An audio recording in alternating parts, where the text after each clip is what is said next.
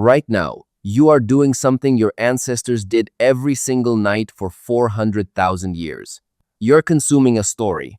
Maybe you told yourself it's educational. Maybe you told yourself you're just curious. But your brain doesn't care about the label. It just knows what it feels when a narrative starts. The slight lean forward, the drop in background noise, the way the rest of the room goes a little soft around the edges. That feeling is ancient. It is older than agriculture, older than language as we know it, older than almost everything that makes your life recognizable as modern. And it is not passive. It is not casual. It is not something that happened to human beings. It is something human beings built themselves around. The question nobody asks is why.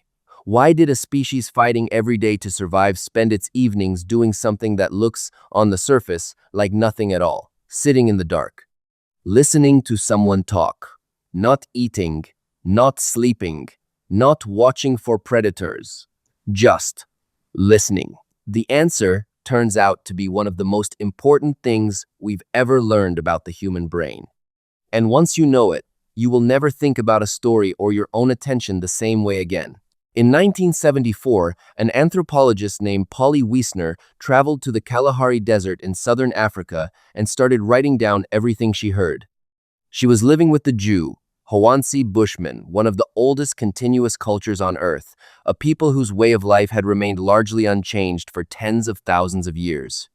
She recorded 174 conversations, daytime conversations, nighttime conversations. And what she found was so clean and so consistent that it took the scientific community decades to fully absorb what it meant.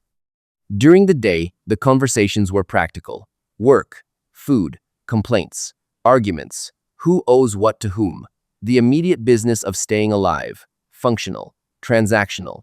Then the sun went down.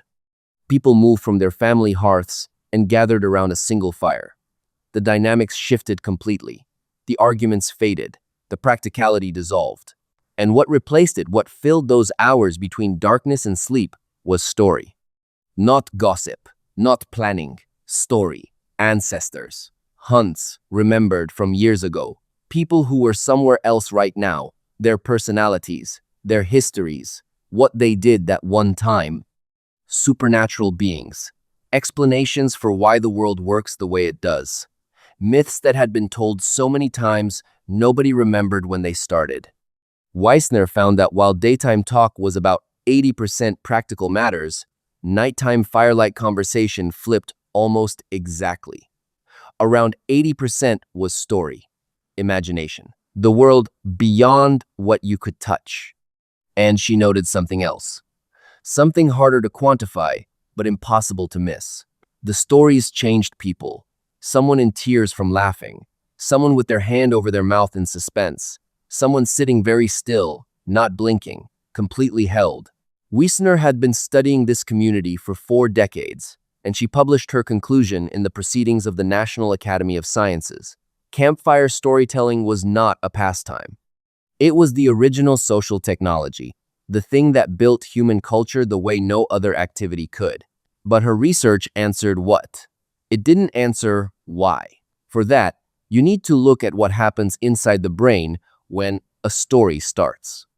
Here is the most important thing neuroscience has learned about stories. Your brain cannot tell the difference between experiencing something and hearing a good story about it. Not metaphorically, literally, at the level of which neurons are firing. Princeton neuroscientist Uri Hasson put storytellers in brain scanners and then put listeners in separate brain scanners and played them the recording. What he found stopped people in the field cold. As the listener heard the story, their brain activity began to mirror the speaker's region by region, beat by beat. The same areas lighting up, the same patterns firing, not similar patterns. The same ones. Hasson called it neural coupling. And he said something that should change how you think about every story you've ever heard. A story is the only known way to activate parts of someone's brain and make them experience your memory as their own. Read that again. Your memory, their brain, the same experience. Now add the chemistry. When a story introduces a character and builds tension around them, your brain releases cortisol, the stress hormone, that commands your entire nervous system to pay attention. You lean in, your focus narrows. The background drops away. This is the feeling you had at the beginning of this video. When the tension resolves or the character succeeds, your brain releases dopamine, the reward chemical, the same one that fires when you eat something good, win something, or figure something out. This is why stories feel satisfying to finish. Your brain is literally rewarding you for staying till the end. And when a story makes you feel connected to another person, their struggle, their humanity, their fear that looks exactly like yours, your brain releases oxytocin, the trust hormone, the bonding chemical, the same one that fires between a mother and her child. Cortisol, dopamine, oxytocin. Pay attention. Be rewarded. Bond with the people around you. That is a three-drug cocktail fired directly into your nervous system by a good story. And ancient humans discovered this around a fire 400,000 years ago. Not by studying neuroscience, by accident. By sitting down when the sun went down and noticing that when someone started to speak, something changed in the air. Something worth doing again tomorrow night. Here is where it stops being interesting and starts being important. The chemicals stories trigger are not accidental. Evolution kept them because they were solving real problems. Problem 1. How do you teach survival skills you can't demonstrate in real time? You can't show someone what to do when a lion charges while they're sitting safely by a fire. But you can tell them the story of someone who faced it. And because the brain processes that story as a lived experience, some of the learning transfers. The emotional memory of what worked and what didn't gets stored. Not as information, as something closer to experience. Stories were the original training simulations. Problem 2. How do you build trust with people you can't watch every hour of every day? In a group of 15 to 30 people, the size of most ancient human bands, you need to know who is reliable, who keeps their word, who has done what. You can't observe everything directly. But stories fill the gap. Campfire conversation about people who aren't present builds a shared understanding of character, reputation, and social obligation. It extends the social network beyond what direct observation can manage. This is why gossip, which is a form of story, is universal across every human culture ever studied. It's not a character flaw, it's an information system. Problem 3. How do you hold a group together across time?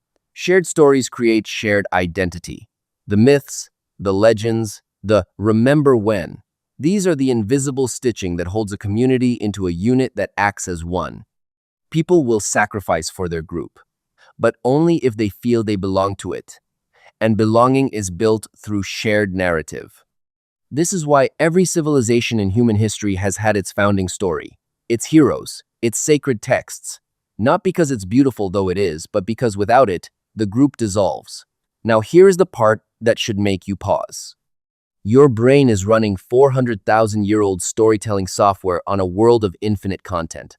The same neural coupling that helped an ancient human learn from a campfire story now fires when you're watching a series at midnight, knowing you have to be awake in 6 hours, unable to stop. The same dopamine hit that rewarded your ancestor for staying engaged with a survival lesson now fires every time an algorithm correctly predicts what you want to see next and delivers it before you finish processing the last thing. The addiction is real. It was always real. The difference is this. Ancient storytelling had a natural stopping point. Darkness brought people together. Sleep eventually won. The story ended when the fire died. Your phone has no fire that dies. The brain that evolved to crave stories around a campfire is now exposed to an infinite campfire. Stories engineered by the smartest people on Earth to trigger exactly the right chemicals at exactly the right intervals. Designed specifically to make you feel like you can't stop. You are not weak for finding it hard to put down. You are a 300,000-year-old organism encountering something it was never built to resist. The ancient humans sitting around that fire in the Kalahari were not killing time. They were doing the thing that separated them from every other animal on the planet. They were taking experience, real, dangerous, lived experience, and turning it into something that could be shared, stored, and transferred to someone who wasn't there. Someone who hadn't lived it. Someone who might need it later. That is the technology that built civilization. Not the wheel, not fire. The story told around the fire. And 400,000 years later, the software hasn't changed. Your brain still lights up the same way, still releases the same chemicals, still leans forward when someone starts to speak.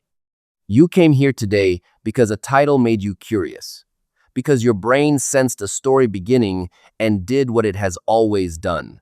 It paid attention. That attention is ancient. It is yours. And understanding where it comes from is the first step to understanding where it goes.